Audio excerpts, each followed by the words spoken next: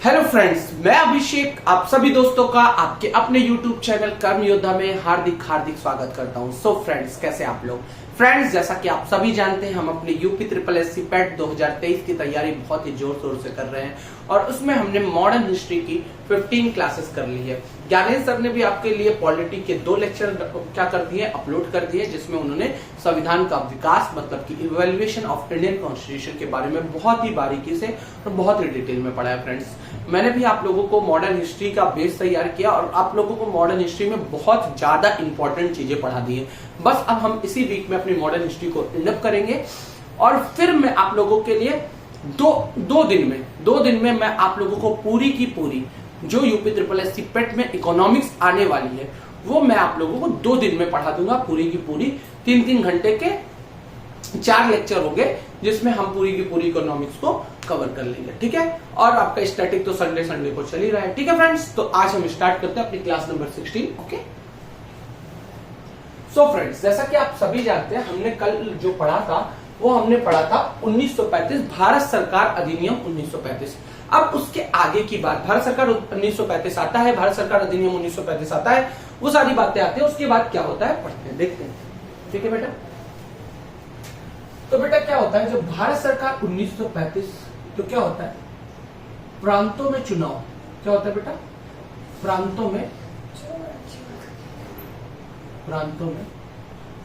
चुनाव, प्रांतों में चुनाव भारत सरकार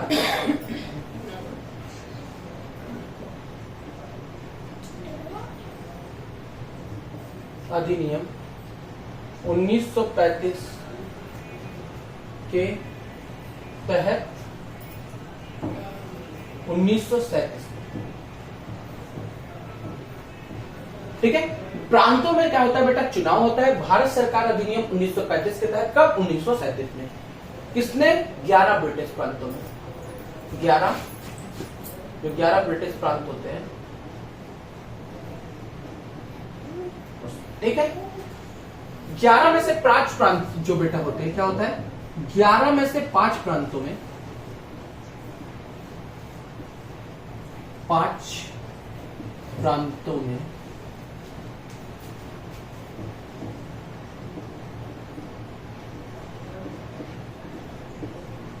कांग्रेस को विजय प्राप्त होती है।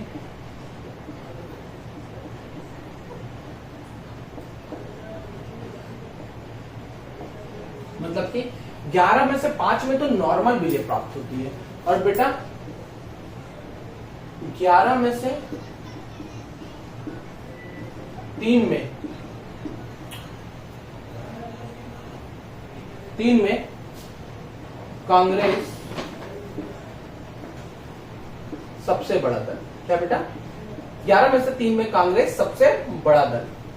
ओके फ्रेंड्स, ठीक। कौन कौन से प्रांत थे वो? बंबई, असम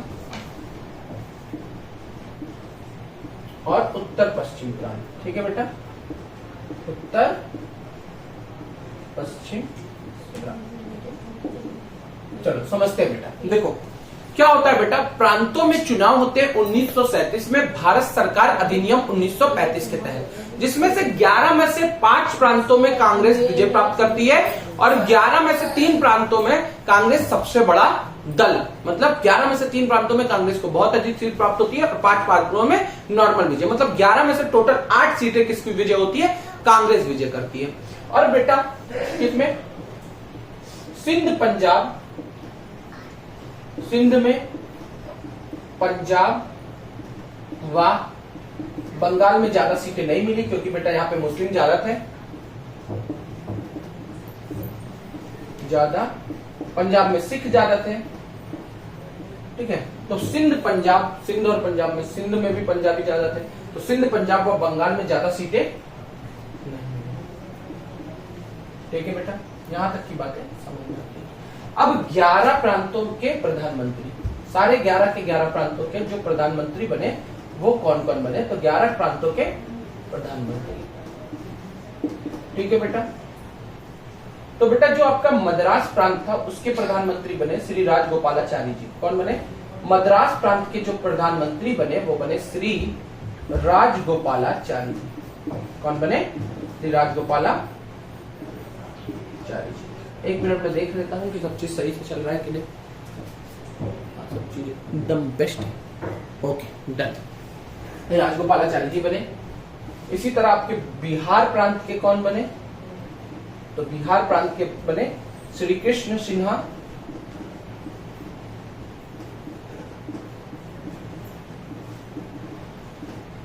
इसी तरह आपके कौन उड़ीसा के कौन बने बेटा? उड़ीसा के बने बीएन दास जी।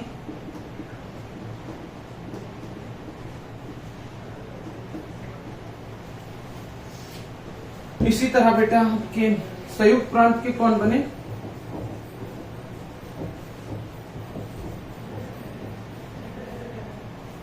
संयुक्त प्रांत के बने गोविंद वल्लभ पंत जी। कौन बने बेटा? गोविंद वल्लभ पंत जी।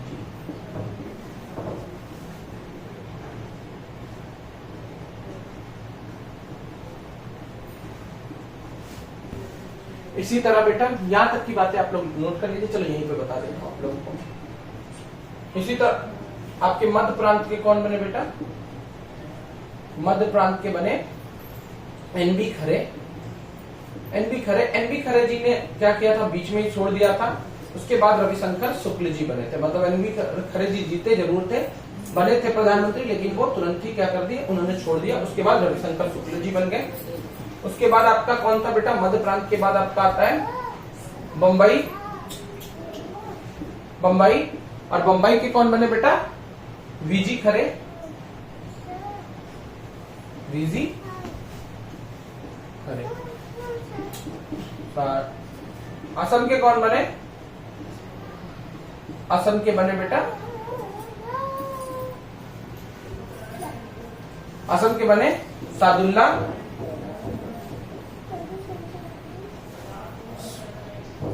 सादुल्ला गोपीनाथ बोरदोलोई।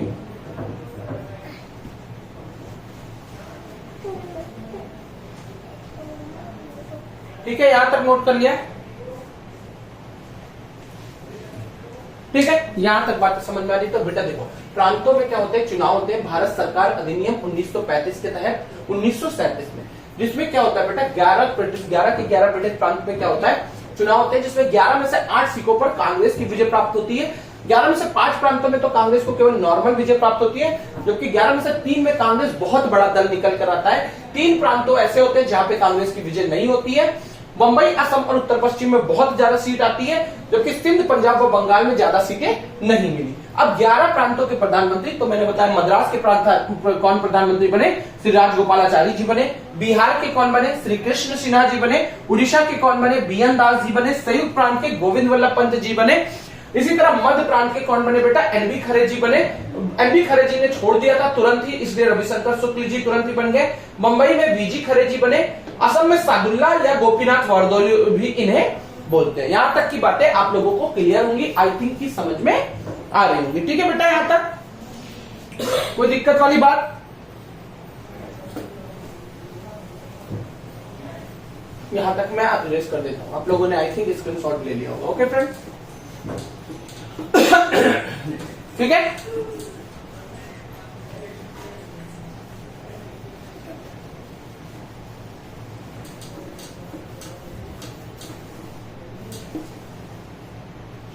इसके बाद बेटा, इसके बाद मैंने आप लोगों को कहां तक बता दिया? मैंने आप लोगों को बता दिया कहां तक? बंबई तक, असम तक बता दिया। अब असम के बाद बेटा कौन था? असम के बाद आपका था उत्तर पश्चिम प्रांत। क्या? उत्तर पश्चिम। तो उत्तर पश्चिम में कौन बने? उत्तर पश्चिम प्रांत।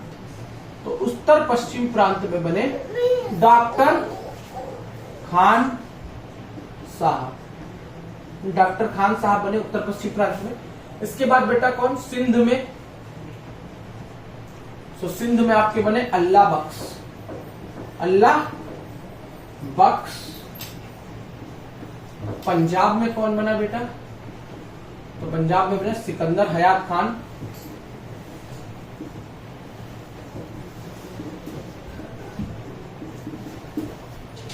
और इसके बाद बेटा आपका सिंध, पंजाब और बंगाल। तो बंगाल में बने फजलुल हक, फजलुल हक।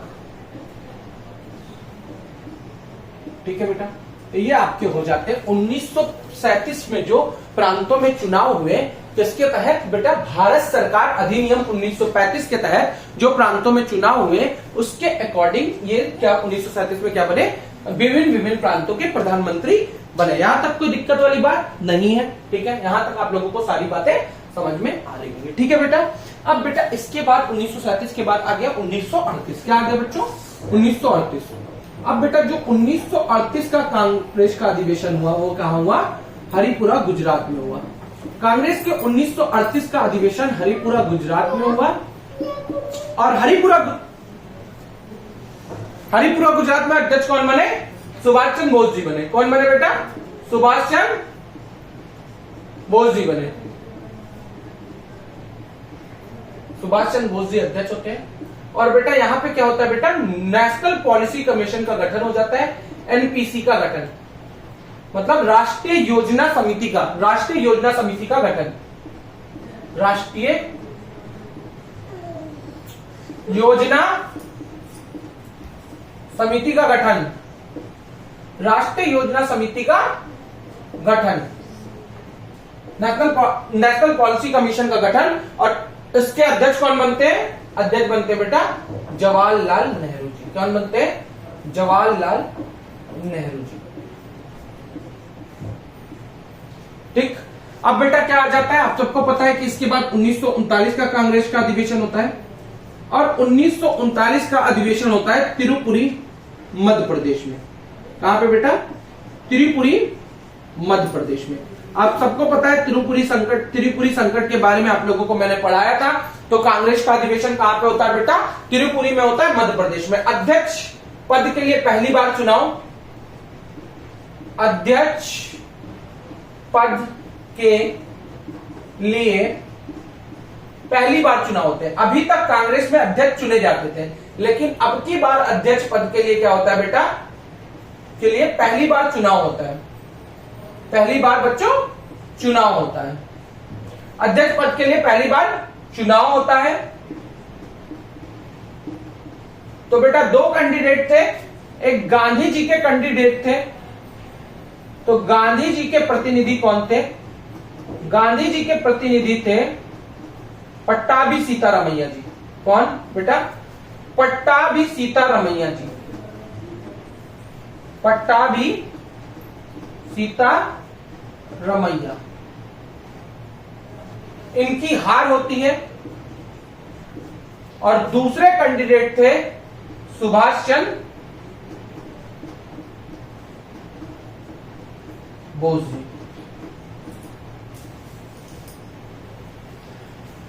और सुभाष चंद्र बोस जी की क्या होती है बेटा, जीत होती है। लेकिन क्या करते हैं, सुभाष चंद्र बोस जी इस्तीफा देते हैं। इसी सब के कारण सुभाष चंद्र बोस का ज्यादा समर्थन हो नहीं पाता है कांग्रेस के अधिवेशन में। जो कांग्रेस रहती है जिसमें उसमें कोई वो फैसला ले नहीं पाते।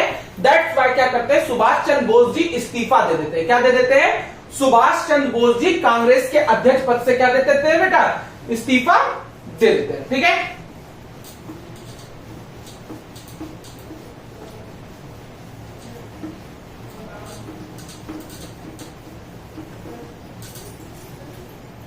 सुनो आगे की बात सुनते हैं। क्या करते हैं बेटा, जो हमारे सुभाष चंद्र बोस जी होते हैं, कौन, सुभाष चंद्र बोस जी ने इस्तीफा दे दिया। किसने, सुभाष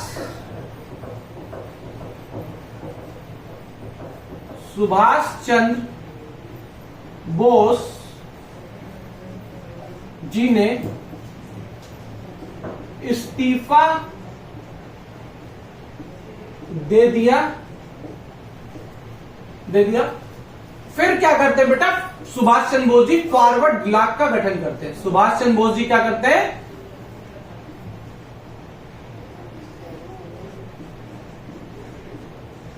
फॉरवर्ड ब्लॉक का। किसका बेटा,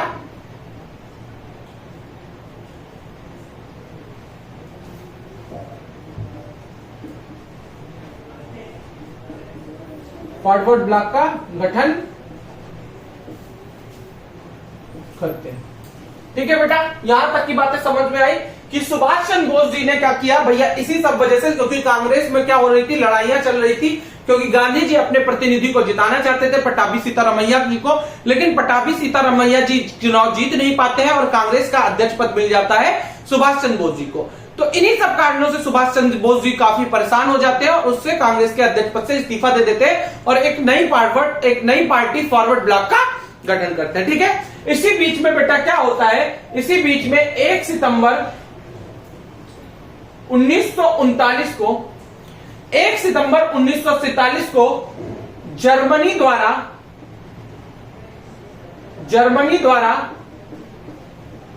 पोलैंड पर आक्रमण करने से, क्या आक्रमण करने से क्या होता है बेटा, 1 सितंबर 1939 को जर्मनी द्वारा पोलैंड पर आक्रमण करने से वर्ल्ड वॉर 2 की शुरुआत। जर्मनी क्या करता है बेटा, 1 सितंबर 1939 को जर्मनी पोलैंड पर आक्रमण कर देता है और यहीं पे वर्ल्ड वॉर 2 की क्या हो जाती है, शुरुआत हो जाती है। क्या हो जाती है, शुरुआत। अब बेटा भारत का जो उस समय वायसराय था वो था लिनलिथगो, क्या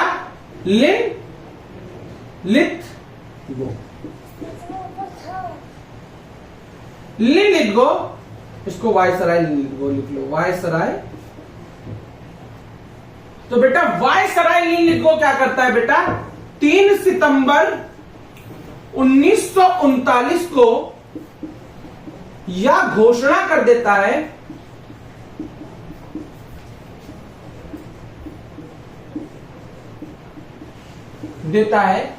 कि भारत भी वर्ल्ड वॉर 2 में शामिल। क्या, 3 सितंबर 1939 को यह घोषणा कर देता है कि भारत भी वर्ल्ड वॉर 2 में शामिल है। ये कांग्रेस से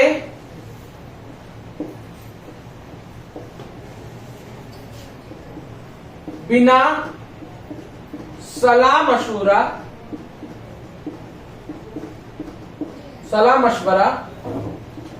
करे बिना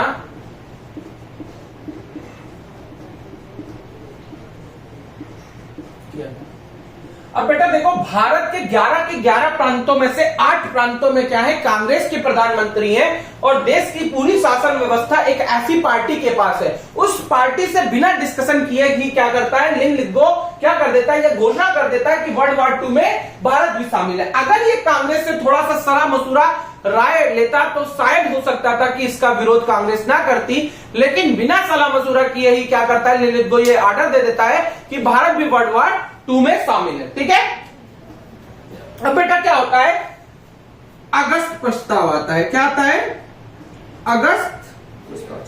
दिखाइए 8 सितंबर 1939 को, क्या 8 सितंबर 1939 को क्या आता है बेटा, अगस्त प्रस्ताव आता है। 8 सितंबर 1939 को अगस्त प्रस्ताव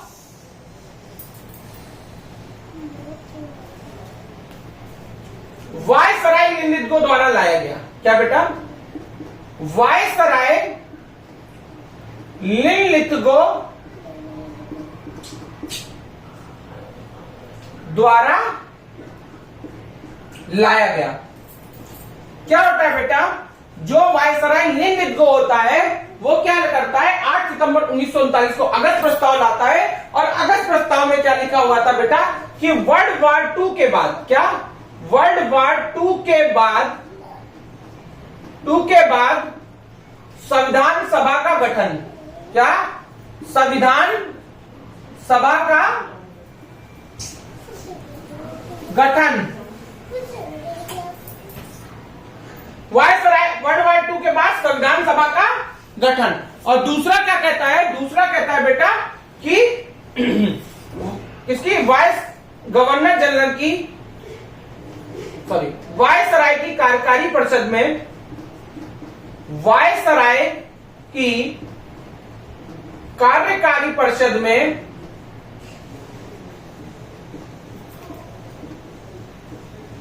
में भारतीयों की संख्या बढ़ा देंगे।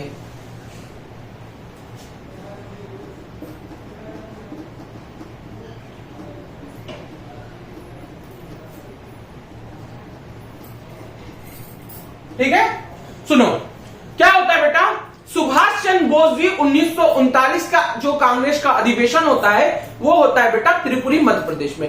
अब त्रिपुरी मध्य प्रदेश में कांग्रेस में प्रथम बार अध्यक्ष पद के लिए क्या होता है बेटा, चुनाव होता है, जिसमें गांधी जी के कैंडिडेट होते हैं पट्टाभी सीतारामैया जी, और जबकि सुभाष चंद्र बोस जी दूसरे लोगों के प्रतिनिधि होते हैं। सब लोग क्या चाहते हैं कि पट्टाभी सीतारामैया जी को, ये गांधी जी चाहते हैं कि पट्टाभी सीतारामैया जी कांग्रेस के अध्यक्ष बने, लेकिन ऐसा नहीं हो पाता है। वोटिंग होती है और वोटिंग में सुभाष चंद्र बोस जी विजयी होते हैं और कांग्रेस के अध्यक्ष बन जाते हैं। लेकिन इन्हीं सब कारणों की वजह से सुभाष चंद्र बोस जी इस्तीफा दे देते हैं और फॉरवर्ड ब्लॉक का गठन कर देते हैं। ठीक है, और इसके बाद मैंने एक बात नहीं लिखा है कि सुभाष चंद्र बोस जी के इस्तीफे के बाद राजेंद्र प्रसाद जी क्या बनते हैं, अध्यक्ष पद संभालते हैं। अभी मैं आप लोगों को वो बात दिखा दे रहा हूं। ठीक है, ठीक। अब इसी बीच में क्या होता है बेटा, 1 सितंबर 1939 को जर्मनी पोलैंड पर आक्रमण कर देता है। क्या करता है, 1 सितंबर 1939 को जर्मनी पोलैंड पर आक्रमण कर देता है, जिससे वर्ल्ड वॉर 2 की क्या हो जाती है बेटा, शुरुआत हो जाती है। और फिर क्या होता है बेटा, 3 सितंबर 1939 को वायसराय लिनलिथगो जो होता है भारत का, वो यह घोषणा कर देता है कि वर्ल्ड वॉर 2 में भारत भी शामिल है। यह काम बिना कांग्रेस की सलाह मशवरा के किया गया। ठीक है बेटा, और 8 सितंबर 1940 को ही क्या ले आता है, अगस्त प्रस्ताव लाता है। और क्या लिखा होता है उसमें, लिखा होता है कि वर्ल्ड वॉर 2 के बाद संविधान सभा का गठन करेंगे, वर्ल्ड वॉर 2 के बाद संविधान सभा का गठन करेंगे। और दूसरी बात क्या लिखी होती है बेटा, कि वायसराय की कार्यकारी परिषद में सदस्यों की संख्या, भारतीयों की संख्या बढ़ा देंगे। ठीक है, यहां तक समझ में आया? आप लोग स्क्रीनशॉट ले लीजिए, मैं 1 मिनट इसको देख लेता हूं।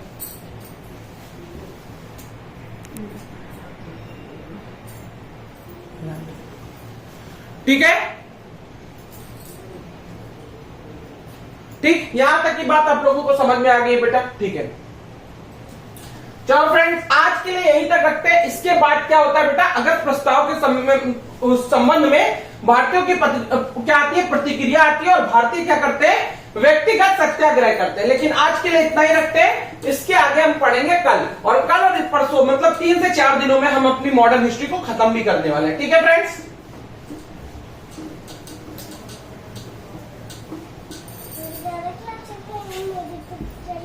ठीक है फ्रेंड्स। तो फ्रेंड्स, आज के लिए इतना ही रखते हैं। फिर से लाइक करिएगा, शेयर करिएगा, सब्सक्राइब करिएगा। अगर आप चैनल पे नए हैं तो प्लेलिस्ट को विजिट करिएगा, और जितने भी वीडियो अपलोड हैं उन्हें जाके देखिएगा, और उन्हें भी लाइक करिएगा, शेयर करिएगा, सब्सक्राइब करिएगा।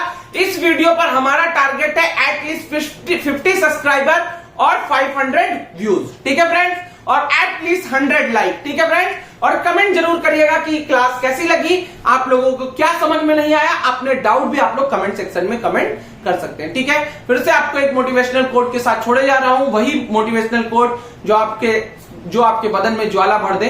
हो गई है पीर परवस्सी पिघलनी चाहिए, इस हिमालय से फिर कोई गंगा निकलनी चाहिए। सिर्फ हंगामा फैलाना मेरा मकसद नहीं, मेरी कोशिश है कि ये सीरत बदलनी चाहिए। मेरे सीने में ना सही, तेरे सीने में सही, लगी हो आग कहीं भी आग लगनी चाहिए। मेरे सीने में नहीं सही, लेकिन आपके सीने में अब सिलेक्शन की आग जरूर जलती रहनी चाहिए। तब तक के लिए देखते रहिए हमारे YouTube चैनल कर्म योद्धा को। लाइक करिए, शेयर करिए, और अपने फैमिली फ्रेंडों के साथ सब्सक्राइब करिए। Thank you, have a nice day.